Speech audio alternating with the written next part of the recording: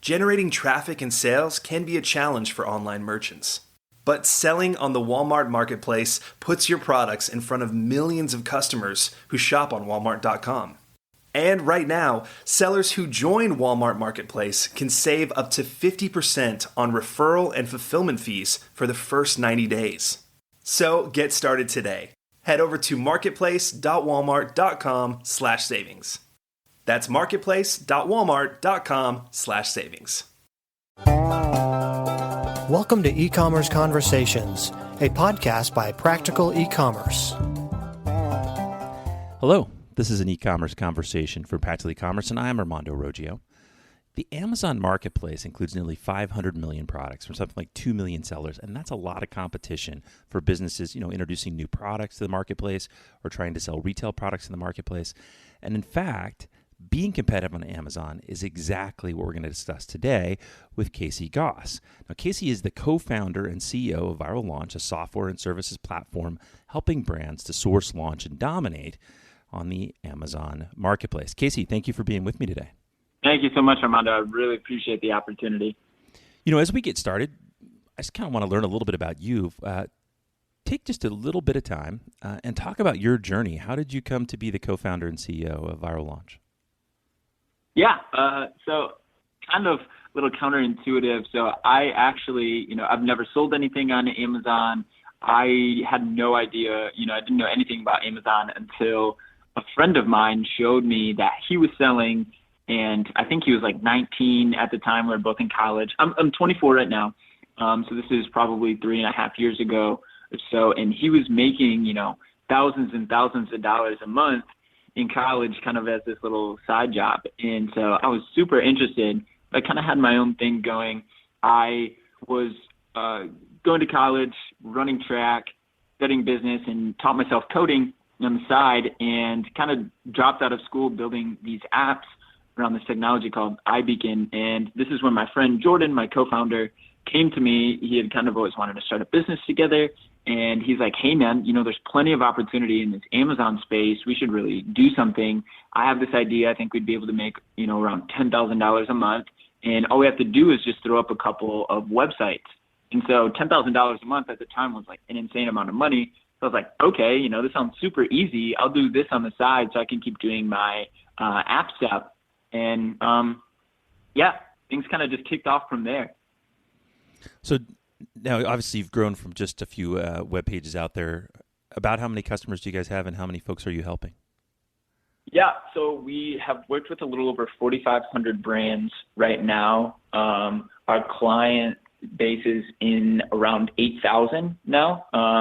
And so the brands are on one portion of what we do, and then strictly on software, we are at about 8,000. So what we do is everything from really, we're centered or focused on helping brands to dominate on Amazon. So we do everything from package label design, product photography, writing of the listings. We have software to help run promotions to drive your keyword ranking. We've run over 18,000 launches, actually 19,000 launches now. We have split testing software. We have a new tool called Market Intelligence, which helps you predict profitability of markets. How are my competitors selling? What are the opportunities? How have markets been trending? And we also help manage accounts. We're really trying to use our data and our experience and our knowledge to come alongside these brands and just help them, absolutely dominate in the space. It's interesting. You started off by saying that you hadn't really done anything initially on Amazon, got kind of brought into it, but it sounds like now you spend, or your company spends, all the time on Amazon. Yeah, and I actually bought my co-founder out officially a year after we had gotten started. So, I'm the only owner in the business, and it's still, really kind of interesting that I've never sold anything on Amazon myself, and kind of just coming into it fairly new. The thing is that we just have such great perspective of the space. I mean, our clients are, like I said, 4,500 brands, guys just getting into private label selling, all the way to our largest private label seller. They did just under 100 million on Amazon alone last year. And we're also working with some big, Fortune 1000 companies as well. So now, sort of channeling that experience that you have in selling on Amazon, I got a few questions for you that I think will help the practical e-commerce audience. One of the things that comes up a lot is, whether to see Amazon as a sort of a competitor or as a partner. So when you think about Amazon.com, do you think it's a competitor for online retailers, or is it really a partner, and or is it both, I guess? Well, I really think that, I guess it depends on how you look at it, and a lot of sellers kind of have a love-hate relationship. I mean, at the end of the day, I think that if you are selling a physical product, you need to be selling on Amazon. And a lot of it just comes down to, even maybe not from a monetary standpoint or financial gains perspective, but even just to stay relevant nowadays. When people are going and price checking, or, over 50% of product searches or shopping related searches begin on Amazon now. And so if your product isn't listed on Amazon, you're no longer in that consumer mindset. When they're looking for a duffel bag, and you're a big retailer that sells sporting equipment, and your duffel bag isn't on Amazon, consumers are no longer thinking of your brand. Or, what we really see right now, and this is kind of becoming the trend, is that, like, in the past, retailers just didn't take it seriously. These big name brands didn't take Amazon seriously, and a lot of them still aren't. And so while they have their products listed on Amazon, their listings look terrible. Their photos are terrible. The content on the page is absolutely terrible. Like Camelback, as an example, one of their flagship products, the main image, or maybe not the main image, but one of the supplementary images is like in Chinese or something. And okay. So it shows like, you're not in the modern age. Like, Amazon is e-commerce, you know what I mean? At this stage. And if you're not well optimized, then you just don't look relevant to today's consumer, and they move on. So a lot of your customers are obviously either private labeling something or they're manufacturing something. Do you think there's a difference between a seller on Amazon that sort of has a product of their own versus a seller that's more of a classical retailer, so selling products that might be available from other stores? Do you think the path to success on Amazon is different for those? Maybe describe why or why not. Yeah, no, so I don't think the path is different. I think actually the path is the exact same. The thing is that the third-party sellers are the ones that are very savvy of the Amazon platform and know how to pull all of these success levers. And so the big brands, still have the traditional mindset, or traditional retail mindset when it comes to Amazon. So they don't understand exactly the levers that they need to be pulling.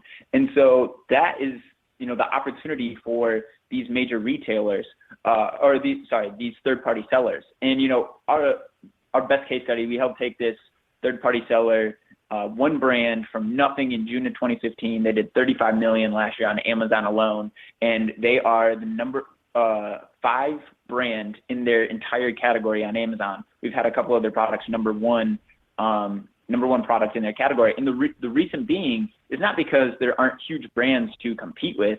It's not because their products are just so much better than these name brands. It's simply because they know how to leverage the Amazon platform to have success.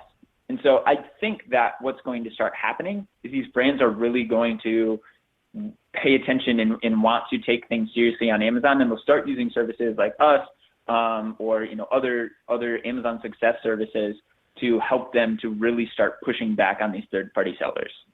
You mentioned in there sort of pulling the levers on the Amazon marketplace. Just really quickly, what are some of those top levers that a retailer should be pulling, I guess? Yeah. So, I mean, your listings have to be absolutely top-notch. That includes the photography set. So, I mean, we have Fortune 1000 companies with, huge budgets, huge marketing teams, and we're doing their photos because photos on Amazon have to be done a certain way. And we have split testing software with thousands of campaigns where we know exactly what photos are driving the best conversions and what people really want in the e-commerce setting. And so basically, like, you have to have, great studio shots with graphic callouts that are showing all the details, because nowadays people don't really want to read. And then you also have to have lifestyle photos that are showing the product in context, showing him in use, and building kind of that emotional story and that emotional connection with the potential customer. And then on the content side, so many people in the traditional retail age are like, oh, you got to tell your brand story. Well, in today's day and age, less and less people are reading content. And so the content is actually a lot more about SEO. It's a lot more scientific than it is like, beauty or ephemeral or, driving that brand story. We've done tons of split testing where the content doesn't drive conversion nearly as much as you think it would. It's all in the photos. And so, and as an example, even in your title, you have to put a colon after the fifth word in your title because that helps your Google SEO. So it's really, a science when it comes down to it in terms of the content. Pricing is obviously important. Ads are really critical.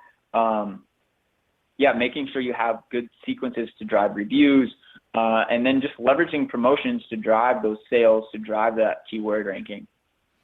One of the things that I've had conversations with companies that I've helped get on Amazon in the past is talking about sort of picking and choosing the products that you do bring to the marketplace. So I'd like to get sort of your input on that. Do you think there's a good way to know, which products are likely to sell well on Amazon and how profitable those products might be? Or do you think it's just a case of you should put every product that you have out there? I think for major retailers, you should definitely be putting every product you have out there. Then it comes down to like opportunity costs and kind of a hit list of which products do we need to optimize and spend, our time on first.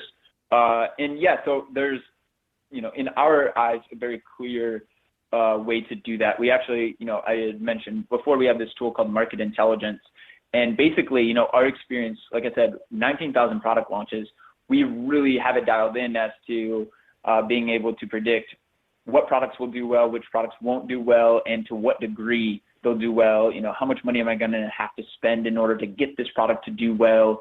And essentially, we've packaged this all into this tool. So you run this tool on a product. Let's say you want to, again, sell a duffel bag, right? You type duffel bag into the tool. We'll give it a star rating on a 1 to 5 star basis, basically letting you know kind of what the opportunity is, what the intended ROI is. And we'll show you, here's what the competitors are selling. Here's what we think you could sell. Here's what it's going to take to get there. Here's how the market's been trending. Here's how price has been trending across the market. Here's how sales are performing year over year. Just kind of all these stats to really paint a really solid and comprehensive picture as to what to expect if you begin to enter that. So my suggestion to people would be is run this on, let's say you have a line of 10 or 100 potential products. Run this on your top products and really get a good feel as to what the potential is for each product versus the kind of barrier to entry. So then you have a good idea as to what the highest ROI products are, then enter into those markets first and then continue down your hit list. How important is, price in deciding what to put on there? Do you find that price competitiveness is a problem on the Amazon marketplace, and maybe why or why not? Yes, completely. I think that, and this is one index that we don't show on the tool as of yet, but I do think that there is a price sensitivity to each market. And so, supplements, as an example, are fairly price sensitive in so much as low price actually is not the way to go. So if you try to cut your competitors on price, a lot of the time it doesn't work because then people assume that your supplement is inferior. People don't want to consume this low quality supplement. But for other goods, let's take, commodities like spatulas or something like that. Low prices definitely do well so long as you have the social proof in terms of reviews to perform well. And so again, what I would suggest is trying to shoot for the market average, because at the end of the day, all products are fairly similar. And if they're not, it usually only takes a few months for a competitor to go, have their Chinese manufacturer build the same exact product as yours. And so there's no real way to differentiate. And so at the end of the day, you need to be able to compete well on price.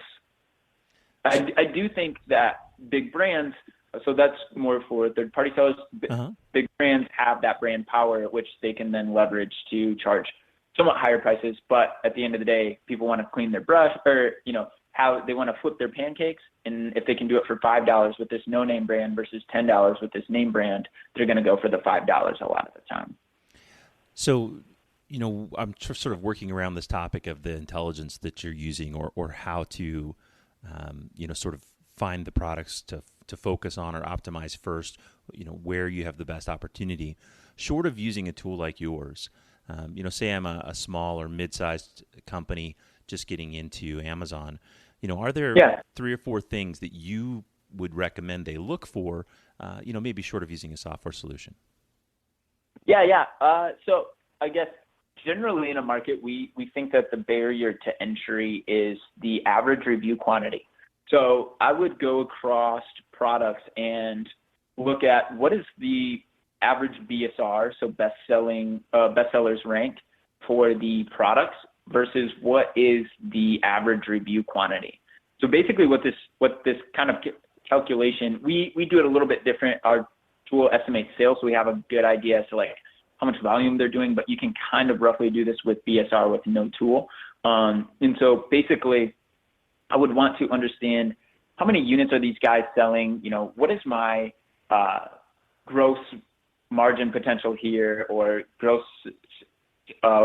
revenue here, divided by what is my barrier to entry. So, if everybody on page 1 has 10,000 reviews, that's going to be a very, very difficult market to break into to start selling well. So if you have those markets where everybody has, 500 or less reviews on average, that's a much easier market to break into.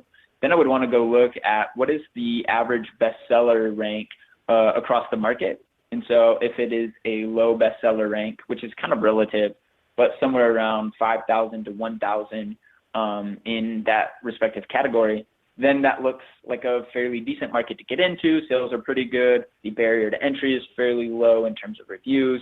So now I will consider getting into this. Next you have to look at price. So how can you compete on price? What is the offer? Stuff like that. But generally the first thing that we look at is kind of that like estimated sales to barrier to entry calculation. We call it the ROI ratio. I really like what you're saying there, and I'm going to sort of read into it a little bit, and you can correct me if I'm wrong, but it sounds like you're putting a lot of emphasis on reviews as being kind of the key to whether or not you can, find your niche, if you will, in the marketplace. Are reviews really the currency for products on Amazon? Yeah, I mean, basically it's all relative. So at the end of the day, I think that reviews are really the customers or the end users' only indicator of popularity. So if a duffel bag has 10,000 reviews, or a spatula or whatever has 10,000 reviews, then customers assume, hey, a lot of people have bought this and they must have really liked it enough to leave reviews. And so, if everybody else had 1,000 and this one has 10,000, then you maybe even subconsciously are assuming that you're more likely to have a good experience with this product. And the same is true, in the inverse is if everybody had 1,000 reviews and you only had 50 reviews, people assume, this product must be inferior if not as many people have bought it, or it's less proven that this product is just as good as these other products. And so really that's what we see a lot of the time is, we help products get ranking with, few relative reviews, and we just really have a hard time selling well. And so, reviews are absolutely critical to maximizing your sales potential. So do you have, a tip or suggestion for how Amazon Marketplace sellers can get more reviews? Yeah. So definitely make sure you are staying within Amazon's terms of service. They just recently changed it in October. You used to give products away in exchange for a review, and that was totally cool. And so what was happening is sellers were going and giving thousands and thousands of products away per item. So, in just a few months, they would have, thousands and thousands of reviews and then be able to sell really well, really quickly. But Amazon took that away. There's still a lot of people doing kind of black hat tactics, so make sure you're not doing that. I think it's absolutely unacceptable. It's not worth it. But really, at the end of the day, make sure you have a great product. There's no supplement for that. For third-party sellers, you have the ability to send email follow-up sequences to your customer. And so one tactic is, again, always making sure that you're providing a great customer experience. So what we do is, we reach out to customers. We'll give them a tip on how to use this product. Let's say it's a pre-workout. We'll send them instructions on how to get the most out of your pre-workout. And at the end, we'll just say, hey, if you, we'd love to hear your experience on the product. If you don't mind leaving us a review, that'd be awesome. So that's a tactic. Some people include like inserts into their packaging, asking for feedback on their experience or a review on their experience. You really need to make sure that you're never asking like, hey, if you had a good experience, we want a review, because Amazon sees that as asking only for good reviews. So yeah, but really, I mean, Amazon is kind of limiting the ways that you can drive reviews. They do have a new early reviewer program. So if you have less than 5 reviews on your product, you can enter into this program at $60 per product, and they will follow up with customers post-purchase. You can get up to 5 reviews through that. So kind of just got to scrape by. There's no easy solution for that anymore. So as we start to close our conversation, are there any other things that you'd want to say to the listeners, sort of suggestions or advice for them to dominate on Amazon's marketplace? So right now is the time to do it. It's, getting harder day by day. And as we talked about with review quantity being the barrier to entry, increase in reviews is just a function of time. So as time goes by, reviews are continuing to increase, making markets more and more difficult to get into. So now is absolutely the time. It will never be easier than now. So please get in and live it, go to the full capacity now, while it's still relatively easy and you have the opportunity, because people are making insane amounts of money on there. All right. Thank you very much, Casey. I really appreciate you taking the time. Yeah, thank you so much.